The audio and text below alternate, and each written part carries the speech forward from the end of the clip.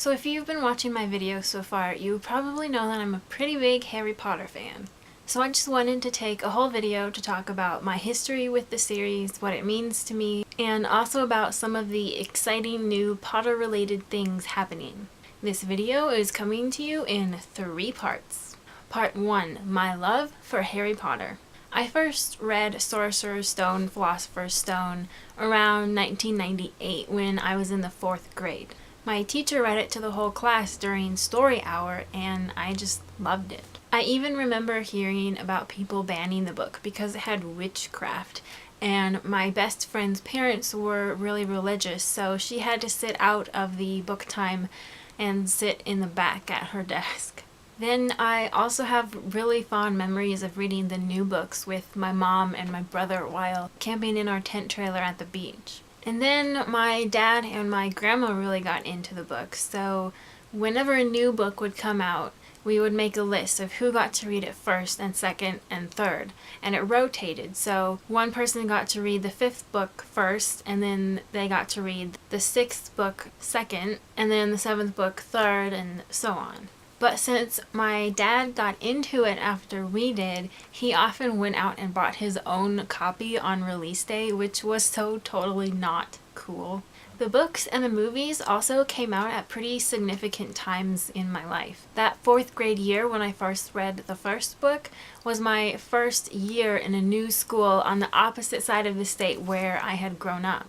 The first movie came out my first year of middle school, or 7th grade, and the last book came out the summer after my senior year of high school. The last movie came out the summer after my last year of college. So I literally grew up with these kids as so many others did. I'm the same age as the 3 main actors too. So I really measure and remember my childhood and entrance into adulthood based on these books. I think my favorite book is Half-Blood Prince, or the 6th one, based on everything that goes on with Snape and all of the memories of the Marauders and the Horcruxes and seeing Voldemort's past. My favorite movie is probably the whole 7th movie. So basically the series is really important to me.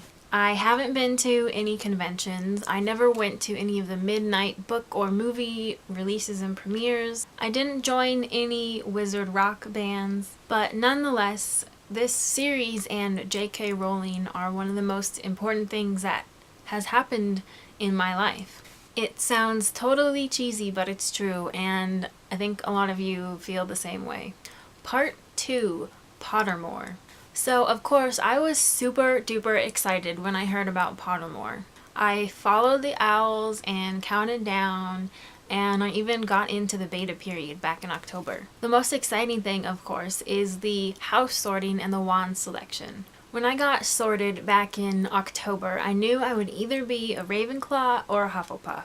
I really wanted to be a Ravenclaw, but I knew that Hufflepuff also described me pretty well.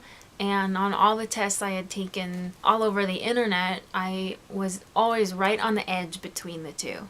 And when I was actually sorted, it came up Hufflepuff.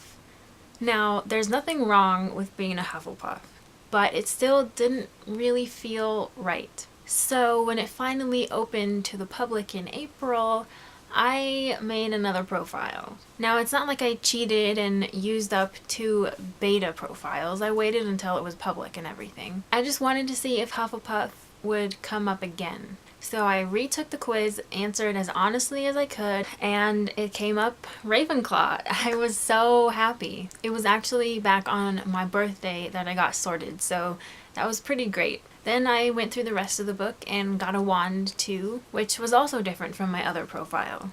So I thought it would actually be pretty interesting to compare the 2 profiles and see which one, Hufflepuff or Ravenclaw, I think really fits me best. Now I know if you're not into Harry Potter, this might not be very interesting to you, but just bear with me, alright?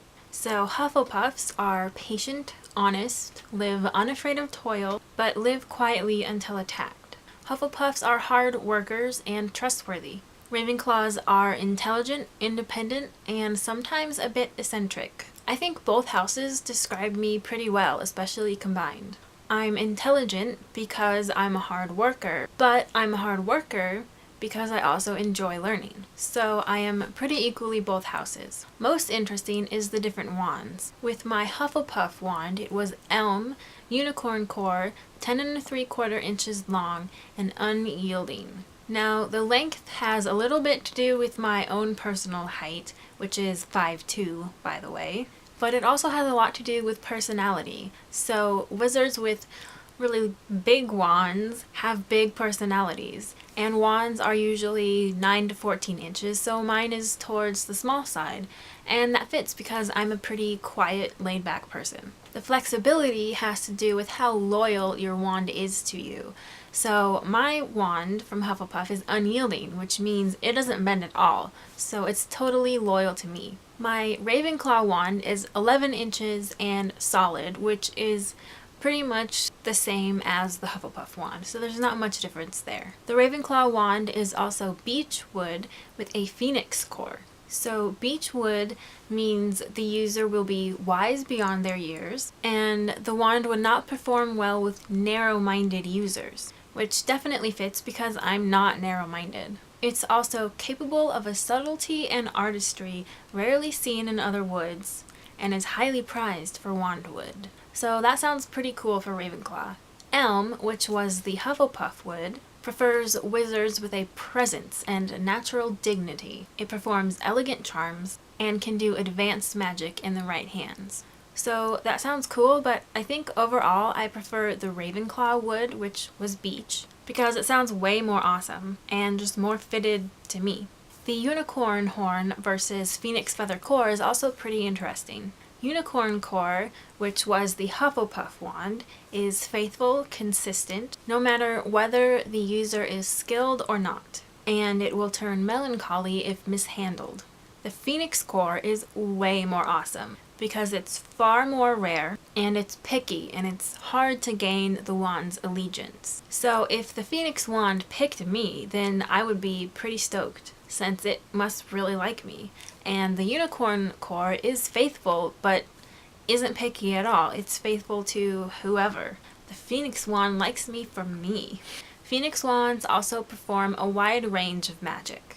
So I think with the Ravenclaw wand, I would be rocking those spells. Overall, I'd have to say I like the Ravenclaw profile better. It'll be interesting to see how the two profiles evolve over the next 6 books, like when we get Patronuses or whatever else they have for us. And it'll be interesting to see whether or not my preference for one of the other changes. And now on to part 3, the casual vacancy. So the last and final part of my video is about Jo Rowling's new book. Now, the news has been out for a while, so I'm not announcing it or anything, but if you haven't heard, she's writing a new book and it's coming out this fall. I just wanted to say that I am super excited about it, and I've already pre-ordered it and added it to my Goodreads to-read list, and I just hope it's really amazing. I'm sure it will be, but I'm just so eager to read it and see what the writing style is like and what the plot is like, and is there anything supernatural about it, or is it just very real world, which would be okay too. I think it will definitely have a similar kind of quirkiness since it's set in small town England. I'm also very curious to know if it's a standalone book or a series. I can't wait until the first excerpt is released and we can read a little bit of it, and to hear people reviewing advanced copies, and just to hear the story of how she came up with it. I'm not going to expect it to be as amazing and epic as Harry Potter, but I think it's going to be great. So that was probably a really long video, and if you watched the whole thing, thanks. Tell me about your Harry Potter experiences and Pottermore profile and casual vacancy opinions. And I might, by the time I upload this, be at 200 subscribers. Last I saw it was 198. So that's really incredible because it feels like just last week when I reached 100. So thanks again, and I'll see you later. Bye. Actually, I was dating a guy back in like 2009, and when news came out about the new theme park in Orlando, I was really excited about it and telling him all about the amazing rides and the food and the butterbeer and how much I wanted to go there. And he literally started fake snoring at me for like a whole minute over the phone. And a minute is a really long time if you think about it. And he was just doing it to make fun of me. I so wanted to hang up on him or slap him or something, but the relationship ended eventually, which was probably for the better. Jerk.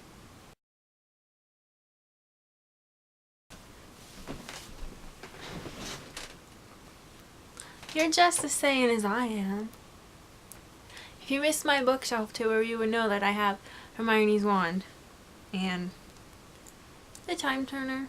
And then these are also some scarves that I made. Hufflepuff and Gryffindor. This was the first one I ever made, and I made this after I became a Hufflepuff, so now I need to make a Ravenclaw one, and then I'll probably make a Slytherin one. And I can't even see the camera, so yeah, I'm awesome.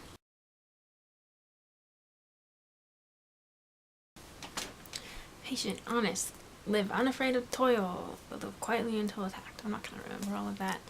So Hufflepuffs are patient, honest, live unafraid of toil, and Nux.